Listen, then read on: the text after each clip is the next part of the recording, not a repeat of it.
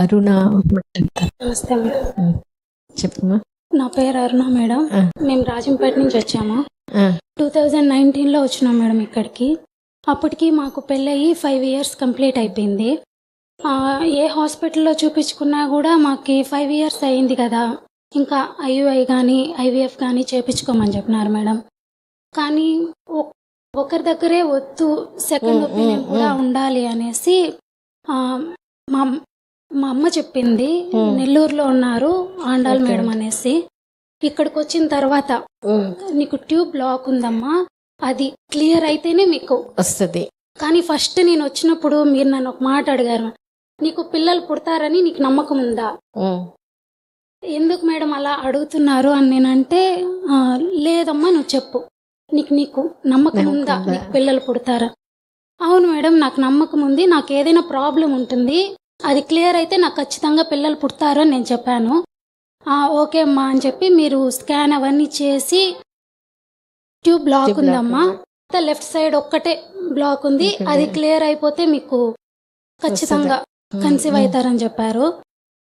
నేను ఇక్కడికి డేట్ అయినాక 6వ రోజు వచ్చాను. నెక్స్ట్ మంత్ నాకు పీరియడ్ వచ్చినప్పుడు హైదరాబాద్ వెళ్ళి క్లీన్ చేయించుకోమని చెప్పారు.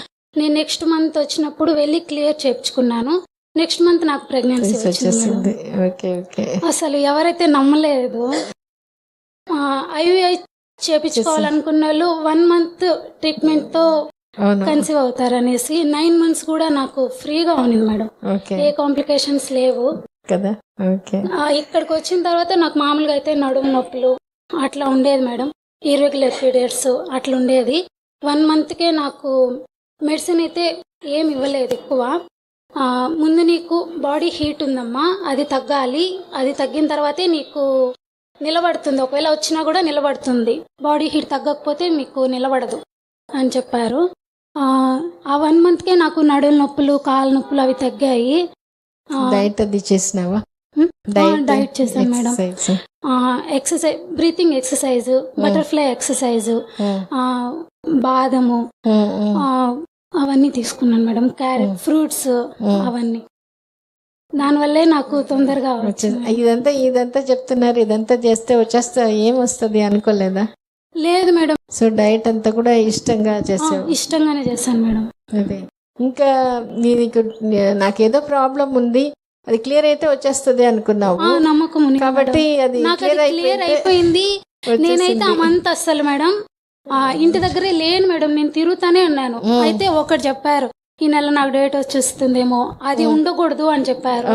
నేను మొత్తం నెల మొత్తం నేను ఇంట్లో లేను మేడం. మా చెల్లెలు పెళ్ళి ఉన్నింది శ్రీశైలం. నేను యాక్చువల్గా అయితే నా డేట్ టైంలో నేను శ్రీశైలంలో 25 నాకు డేటు, నేను శ్రీశైలంలో దర్శనానికి వెళ్ళాను మేడం. నేను ఆ రోజు నేను బస్ జర్నీ చేసి మళ్ళీ ఇంటికి వచ్చి మా మ్యారేజ్ డే నా మొత్తం అన్నీ తిరిగేశాను మేడం. కానీ డేట్ రాలేదని ఒక 1 week తర్వాత ఇంకా డేట్ రాలేదని అప్పుడు చూసుకుంటే నాకు కన్ఫర్మ్ అని తెలుసు. ప్రెగ్నెన్సీ గురించి ఇంత కూడా ఆలోచించాను, ఒక్క రవ్వ కూడా నేను ఆలోచించలేదు మేడం.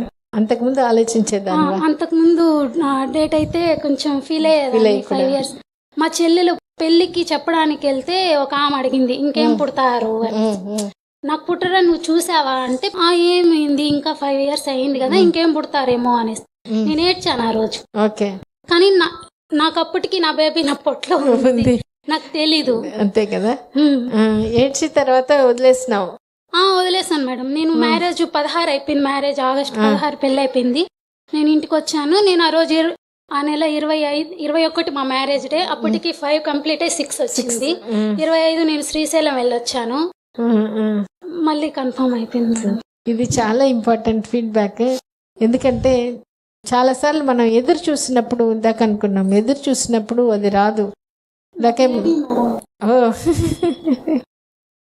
Very good. ఒక్కసారి చెప్తే అట్లే గుర్తుపెట్టేస్తుంది. పాపని నాకు 9th month పడింది, కరోనా వచ్చేసింది మేడం, లాక్డౌన్ పెట్టేశారు.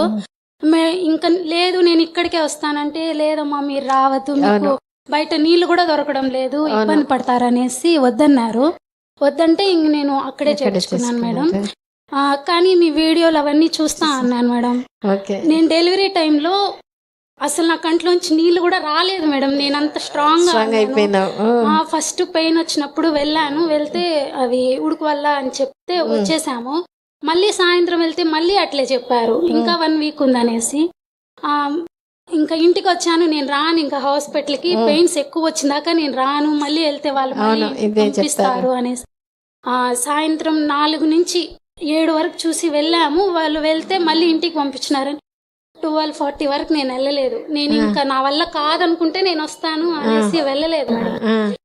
12:40కి వెళ్తే వాళ్ళు తర్వాత బేబీ వచ్చి పేగు మెడలో వేసుకునింది అనేసి మార్నింగ్ 5:39కి ఆపరేషన్ చేస్తున్నారు. Okay okay okay. నేను సెకండ్ డేని లేచి నేను నడిచాను. ఓకే ఓకే, మంచిది. అంటే నేను తీసుకున్న డైట్ వల్ల నేను వీడియోలు అవన్నీ చూస్తా అన్నాను మేడం. మీ వీడియో ఒకటి నాకు బాగా అనిపించింది మేడం. ఏదంటే ఆమె పేరు నాకు తెలియదు, మర్చిపోయాను. ఆమెకి నార్మల్ చేస్తాము అంటే ఆమె భయపడి నాకు ఆపరేషన్ చేయమంటే మీరు ఆపరేషన్ థియేటర్లోకి తీసుకెళ్లి నార్మల్ చేసి తీసుకొచ్చారు అనేసి అది నాకు బాగా నచ్చింది మేడం. నేను సెకండ్ డేనే నాకు ఈ రోజు మార్నింగ్ జరిగితే నేను next day morning room shift అవడానికి నేను లేచి బయట తిరిగి మళ్ళీ వెళ్ళి నేను పడుకున్నాను మేడం. థర్డ్ డేనే వచ్చి నేను మాది 3rd ఫ్లోర్ లో ఉంటుంది ఇల్లు. నేను 3rd ఫ్లోర్ పైకి ఎక్కాను మేడం. నేను ఎక్కలేను అనుకోని మా ఆయన చైర్ కూడా తీసుకొచ్చారు. లేదు నేను ఎక్కేస్తాను అనేసి కింద నుంచి ఎక్కడ ఆగలేదు, నేను వెళ్ళిపోయాను పైకి. అప్పుడు నీకు భయం ఏమనిపించలేదు మేడం, నాకు అసలు కొంచెం కూడా పెయిన్ అనిపించలేదు. Okay okay okay. అంటే మనం తీసుకునే డైట్ వల్ల కూడా మనకి బాగుంటుంది. ముందు మన మీద మనకి నమ్మకం ఉండాలి కదా. నాకేం కాదు, నాకు పెయిన్ లేదు, ఏం లేదు. అందరు అసలు నేను చాలా మందిని చూశాను మేడం.